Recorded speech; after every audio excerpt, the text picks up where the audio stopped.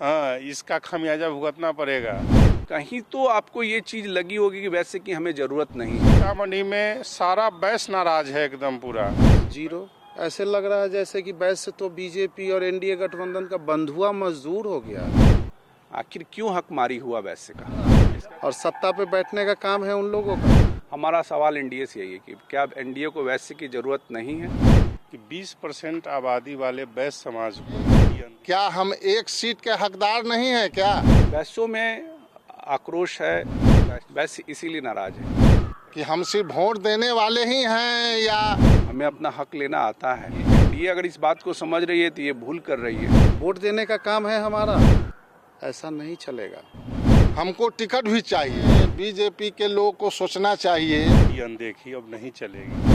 20% आबादी सीतामढ़ी और शिवहर की बात नहीं है, पूरे 40 सीट पे हिस्सेदारी हमें चाहिए 40 में, जबकि हमारी संख्या। तो 4 तारीख को जब बैलेट बॉक्स खुलेगा तब पता, ईवीएम जब खुलेगा ना तब पता चलेगा कि आखिर माने क्या किस तरह का खेला हुआ है। सीतामढ़ी में गांव के बाद शहर में और शहर के बाद फिर गांव में प्रबुद्ध लोगों से बातचीत करते हैं, समझते हैं कि आखिरकार इस वक्त जो उम्मीदवार मैदान में उतरे हैं एनडीए गठबंधन और इंडिया गठबंधन के बीच, दोनों में बेसिक अंतर क्या है। और महागठबंधन के उम्मीदवार के प्रति जहां यादव समाज के लोग या फिर उनके जो लोग हैं वो खुलकर बोल रहे हैं, लेकिन एनडीए के उम्मीदवार के लिए नरेंद्र मोदी और बीजेपी के साथ जाने के लिए लोग तैयार हैं। उम्मीदवार के नाम पर लोगों का मन क्यों फट रहा है? सर, आखिर ऐसे हालात क्यों बने सीतामढ़ी में कि इस तरीके के नतीजे निकल के सामने आ रहे हैं? लोग नमस्कार। ऐसी कोई बात नहीं है कि कैंडिडेट को लेके कोई विरोधाभास है। हमारा एनडीए से कुछ सवाल है। एनडीए ने बैसों का टिकट काटा, उसको कहीं कंपनसेट नहीं किया। जो समीकरण इन्होंने बनाया, किस आधार पे बनाया, टिकट को किस आधार पे बांटा। हमारा सवाल एनडीए से यही है कि क्या अब एनडीए को वैसे की जरूरत नहीं है? आज जो अभी जो टिकट का जो बंटवारा हुआ उस आधार से तो यही लगता है कि एनडीए को वैसे की जरूरत नहीं है। वैसे इसीलिए नाराज है। कैंडिडेट बेस किसी से नाराज नहीं है। कैंडिडेट हमारे देवेश बाबू भी अच्छे हैं। अर्जुन राय भी हमारे यहाँ सांसद रह चुके हैं 5 साल। 21 साल देवेश बाबू का भी कार्यकाल रहा है। दोनों का कार्यकाल लोगों ने देखा है। उसी आधार पे मत भी दिया जाएगा। बैसों में आक्रोश है। बैसों में आपको कह सकते हैं कि निराशा है। उनका 2-2 जगह सीट कटा है, शिवहर और सीतामढ़ी। ये जरूर है और इसकी भरपाई एनडीए कहाँ करेगी ये एनडीए को सोचना है। जब तक एनडीए इन सवालों का जवाब नहीं देती है, वैसे खुल के एनडीए के लिए समर्थन देगा कि नहीं देगा, ये वैसे के लिए सोचने की बात है। अभी पत्ते आप नहीं खोल रहे हैं लेकिन सोचने पर मजबूर हैं। हाँ, अभी तक तो, अब जब तक हमें भी तो जवाब चाहिए ना। हमने जिस पार्टी का हम लोगों ने झोला ढोआ, हम लोग एनडीए के कोर वोटर हैं, हम लोग एनडीए के समर्थक हैं। आखिर फिर एनडीए को वोट क्यों दे जब हमारे समाज की भी तो हिस्सेदारी होनी चाहिए ना। जिसकी जितनी जातीय जनगणना कराएगी, आखिर क्यों कराएगी, इसकी आवश्यकता क्यों पड़ी? आखिर इसके लिए कोई समीकरण होना चाहिए ना कि भाई हमें भी उसमें अधिकार मिलना चाहिए, भागीदारी मिलनी चाहिए। हमारा सिटिंग कैंडिडेट हमारे यहाँ सांसद थे। आखिर क्या बात हुई कि आपने उनका टिकट काट दिया? शिवहर में रमा देवी का टिकट काट दिया। आखिर कहीं तो आपको ये चीज लगी होगी कि वैसे की हमें जरूरत नहीं है। आखिर क्यों हकमारी हुआ वैसे का? इसका जवाब तो एनडीए को देना होगा। ऐसा तो नहीं कि बैस को लोग समझ रहे हैं कि बैस कहीं किसी को टिकट दो तो बैस को अब ये एनडीए अगर इस बात को समझ रही है तो ये भूल कर रही है। अगर एनडीए इस बात को समझ रही है कि वैसे ही से उनका जो है, तो ऐसा नहीं है। हमें अपना हक लेना आता है। हक लेने आता। क्या लगता है सर कि बैस को इतना नजरअंदाज क्यों? नमस्कार। आपका चैनल फर्स्ट बिहार के माध्यम से हम लोग कहना चाहेंगे कि हमारा समाज जो है शुरू से ही बीजेपी और एनडीए गठबंधन का झोला ढोता हुआ आया है। लेकिन विगत कुछ दिनों से देखा जा रहा है कि वैश्य समाज को इनके द्वारा इस्तेमाल किया जा रहा है। और जो भी यहाँ से लेके पूरे बिहार का देख लीजिए, एनडीए का कहीं भी किसी भी वैश्य को टिकट नहीं दिया गया। हमें यहाँ लोकल कैंडिडेट से कोई शिकायत नहीं है। हमें शिकायत है पार्टी से कि हम लोगों ने जिनके लिए दरी बिछाने से लेके कुर्सी लगाने तक का काम किया और उसका एक एक वोट कलेक्शन करना, उनको हर तरीके से चंदा से लेकर के पैसा से लेके या वोट से लेकर के हर तरह से हम लोगों ने कोऑपरेट करके आज इतना आगे किया। लेकिन आज देखिए ज़मीन पे जीरो, पसीना आप लोगों का, मेहनत आप लोगों का, कमाई और फसल काटने का वक्त आया तो दूसरे लोग बस जीरो। ऐसे लग रहा है जैसे कि वैसे तो बीजेपी और एनडीए गठबंधन का बंधुआ मजदूर हो गया कि बस वोट देने का काम है हमारा, वोट देने का काम है हमारा और सत्ता पे बैठने का काम है उन लोगों का। ऐसा नहीं चलेगा। इस बार जो है वोट के माध्यम से या जिस माध्यम से हो, हम लोग सुनिश्चित किए हैं कि इस पर हम लोग विचार करेंगे कि क्या करना है नहीं करना है। हम लोग बैठ के इस पे हमारे लिए यह प्रश्न जो है विचारणीय हो गया है। क्या नाम है सर? दिनेश कुमार साहू। साहू जी, क्या लगता है कि आखिर बैस और बीजेपी का जो रिश्ता रहा है क्यों टूट रहा है? ये तो ऊपर वाले नेता के द्वारा कुचक्र किया गया, जबकि साहू समाज बिना किसी की कहे सुने बीजेपी का कोर वोटर रहा है। इसमें कहीं दोष की बात नहीं है कि साहू समाज 100% भाजपा का वोटर रहा है। लेकिन 40 सीट में क्या साहू समाज का एक सीट भी नहीं बनता था? ठीक है, सुनील कुमार पिंटू अच्छा काम नहीं किए, लेकिन बहुत अच्छा काम किए। और कोई वैश्य समाज के लोग को वो आप टिकट देते। शिवहर में काट दिया गया, जिसका खामियाज 40 सीट पर आज देखने को मिल रहा है। आप हमसे ज़्यादा, हम शहर में हैं, आप गांव में घूमिए, आज बच्चा बच्चा वैश्य समाज का बेटा आज आपसे प्रश्न करेगा कि हम सिर्फ वोट देने वाले ही हैं या हमको टिकट भी चाहिए। हिस्सेदारी तो चाहिए, हिस्सेदारी हमें चाहिए।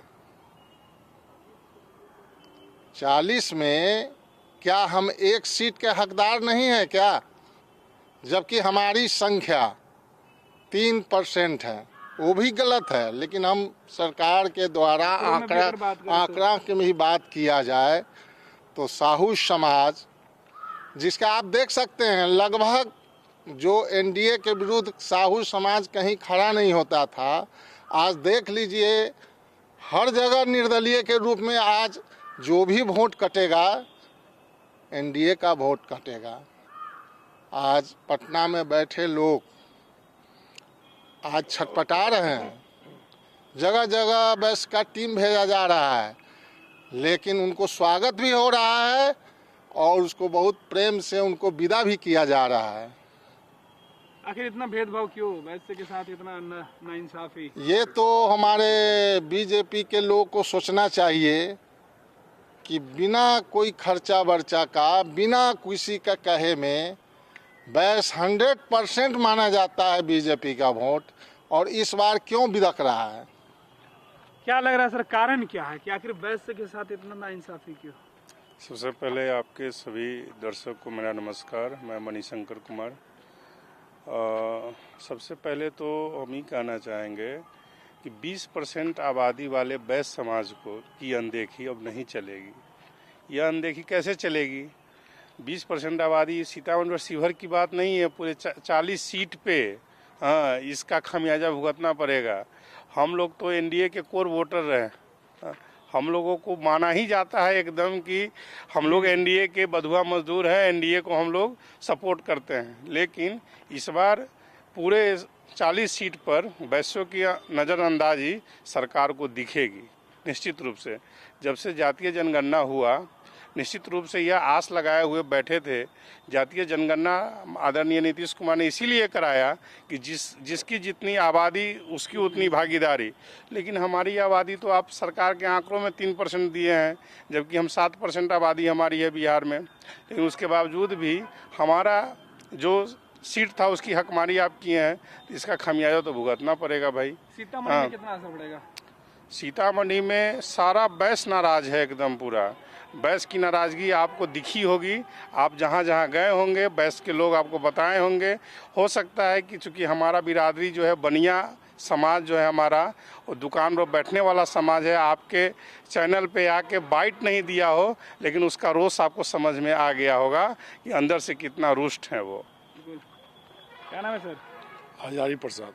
हजारी जी, क्या लगता है, सर पे तो आपने भगवा गमछा बांध रखा है। हम 25-30 वर्ष से मतलब भारतीय जनता पार्टी के मतलब हम वर्कर है। आज भी मत पदाधिकारी हमारे नगर पूर्वी का उपाध्यक्ष हम है। तो हम इस बार देख रहे हैं कि लोग हमको कहता है कि जो अभी कुछ लोग भाई साहब लोग जो दिए हैं वाइट, उस हिसाब से हमसे लोग सवाल करता है कि भैया कहाँ ऐसे हुआ, कहाँ ऐसे हुआ।